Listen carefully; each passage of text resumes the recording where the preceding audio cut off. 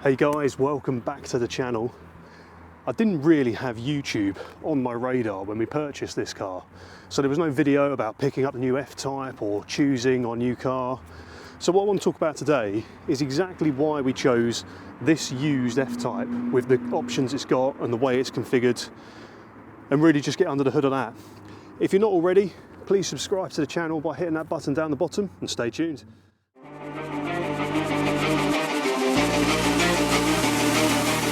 So it took nearly 2 years to find what is, in my opinion, the perfect F-Type.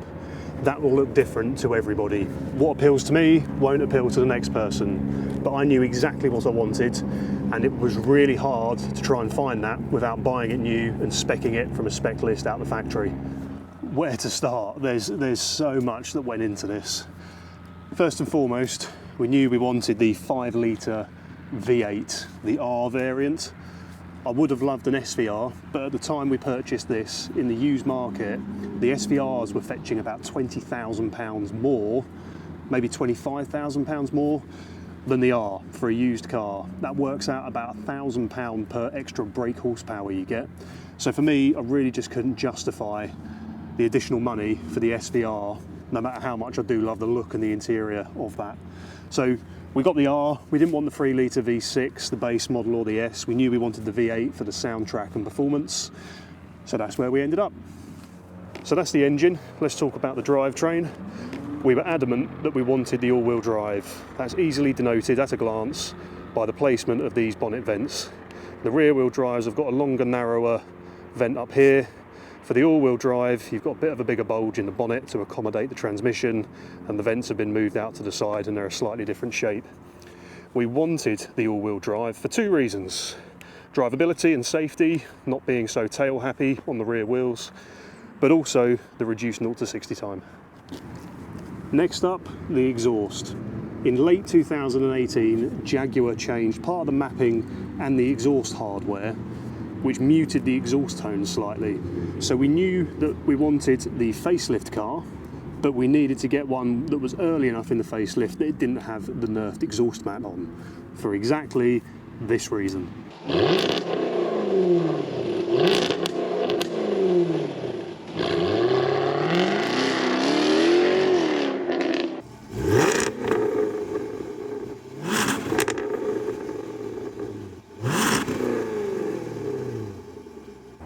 I can't imagine I will ever get bored of that. It just brings out the inner child in you. It's phenomenal. Now let's talk about colour. We absolutely love this grey. I can't remember the name of it. I'll put it down the bottom on the video here. It was a toss-up for us between fire sand orange and this grey.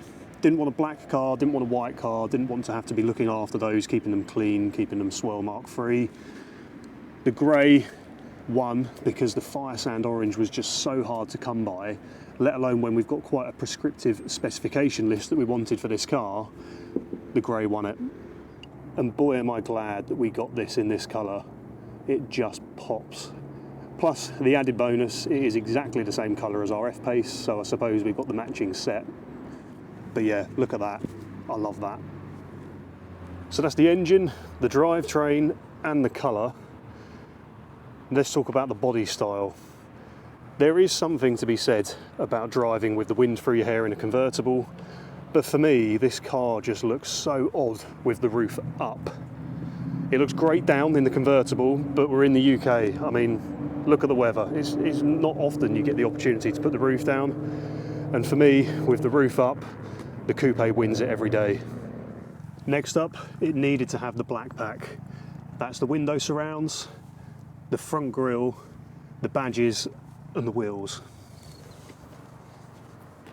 Now for some strange reason, Jaguar until about 2019, 2020 never actually put black badges on their cars with the black pack, so I've had to go and buy these and put these on retrospectively. It gets rid of that chrome, makes it look a lot better, ties it in with the window surrounds, the black wheels, the black side vents and the black grille surround there. Next up, brakes. I love the look of the carbon ceramics. Those yellow 6-pot calipers with the carbon ceramic discs, they look the absolute nuts. But at £8,000 for a set of discs and pads, probably a little bit potent for what I'd be looking to maintain. So for that reason, we needed a car without the carbon ceramic brakes. What I probably will do is I will have these painted yellow, professionally powder coated so that it's long lasting. Or through time, what I'll look to do is buy some carbon ceramic calipers, because they do look a lot better than the floating caliper design here, and have some custom rotors or off-the-shelf rotors fitted to the bells of the carbon ceramics, making them no longer carbon, and having to find some pads that will fit those calipers, but there's a bit of research needed for that. And the final exterior point was the spoiler. Now I know this is going to be controversial, there's so much debate online between the active spoiler or the fixed spoiler, but for me, I just love the way the look of this finishes off the body lines. Ideally, I'd love the SVR spoiler. I think that looks a bit better than this one, but trying to get hold of one of those second hand with all the actuators, the motors and the spoiler itself, you're looking at about £5 grand, which is just not justifiable. I think the fixed spoiler for me looks a lot better than the active spoiler, so we had to find one with that. So that's the outside. Let's move on into the interior. Now this is where I really started making a rod for my own back. If you think I'm already being prescriptive with what we wanted on the outside of the car, it got a heck of a lot worse once we get to the inside. In 2018, Jaguar introduced a facelift to the F-Type. Some subtle external styling changes to the front bumper, but also these updated seats, as well as a newer widescreen infotainment system that's just leaps and bounds ahead of the previous one. So for me, these seats just look so much more modern, so much more sports car-esque than the previous ones. So for that reason, we had to get a facelift. Coupled with the fact that you can't get CarPlay in the smaller screened pre-face infotainment system without buying some aftermarket modifications, it just meant we had to get the facelift to get those things. Whilst we're talking about seats, we also wanted the heated and cooled ventilated seats. So that's quite a rare option in itself, but for those summer months when you're driving, for me there's just nothing more satisfying than having an air-conditioned seat. So throw that into the mix as well. We had to find the facelifted seats with the heated and cooled package on them. I really did myself absolutely no favours in making this easy when we were buying that car. Next up was the panoramic roof. The amount of light this lets in and just the overall feel it gives inside the car, it was an absolute must. We've got one in the F-Pace, that absolutely sold us. We knew we needed one in this car. Let me show you exactly what I mean. It's quite nice and airy in here. Immediately it feels so much more closed in, especially on a sunny day. Absolute selling point for me, must have. But Mr. GB, like, the list is so long, there can't be much left. Wrong. You're going to be able to see exactly why it took 2 years to find this car. Next up, wanted to have one with the memory seats. We don't have memory seats in the F-Pace. With the two of us jumping in and out the car, we understandably have the seats in different positions. This is a first world problem, but it just gets a bit tiresome having to try and get the seat back to exactly where you want it each time. So for that reason, had to have memory seats. Next up, we knew we had to have the flat bottom steering wheel. It's a small thing, but I think it just looks so much more sporty.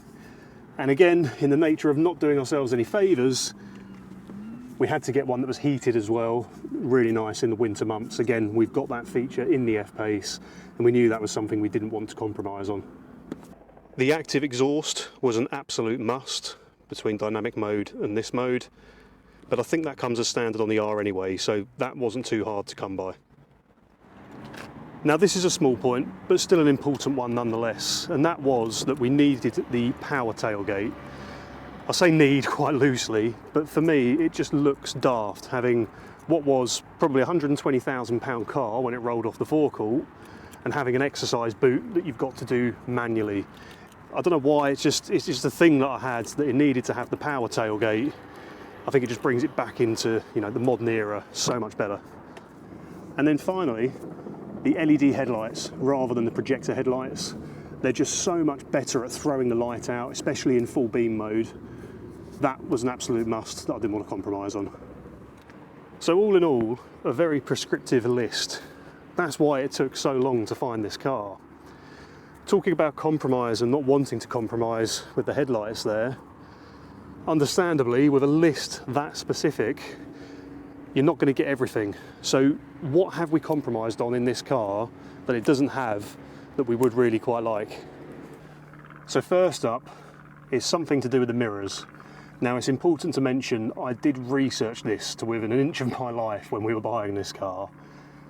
And if your VIN number is after a certain age, you have a bit more flexibility to retrofit certain parts, and there are companies out there that will do that.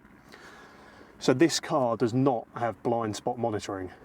That's something that I do really want, but just couldn't find all of those other bits that we're very specific with, as well as the blind spot monitoring. So knowing that I could retrofit that, we compromised on the blind spot to add it at a later date. If you've checked out my video about 5 things I would change about this car, you'll know from me speaking in that video about just how big the blind spot is in this. It's huge. So for me, it's a safety feature. That's how I'm going to justify it. We're going to get that added in this year. Next up, I'm pointing over here because it's the auto high beam assist. I find it so bizarre that a car of this specification level doesn't have the auto high beam, but hey ho, we are where we are. That is the sensor for the auto wipers, and there should be a camera on the front of the mirror shroud inside there that will do the traffic sign recognition and the auto high beam assist.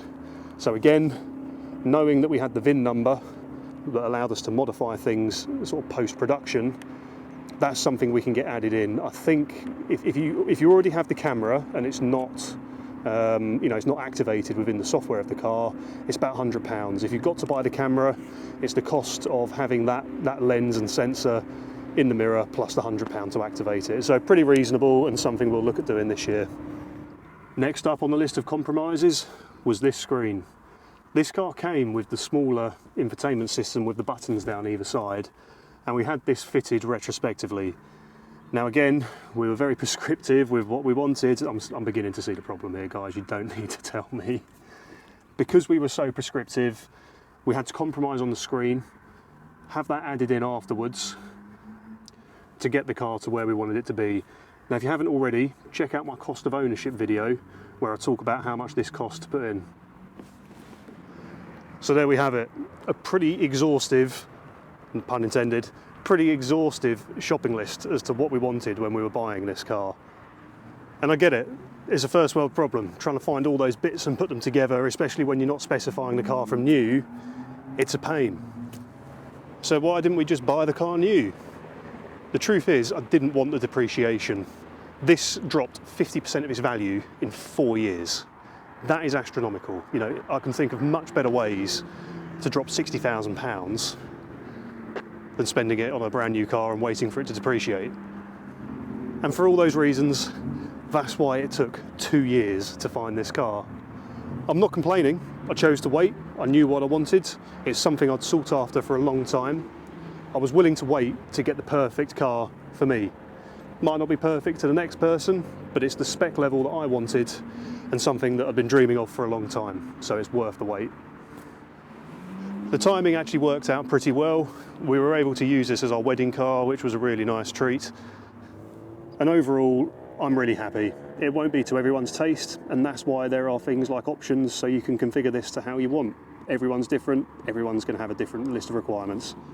So there we have it. It's a pretty unusual spec. It's got a good mix of things, it's got stuff missing, but it works for me, and I know I can add in those bits that I'm still left wanting for.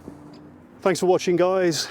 As always, I do really appreciate all the support this channel gets, so if you haven't already, please do hit that subscribe button down the bottom, and I'll see you in the next video.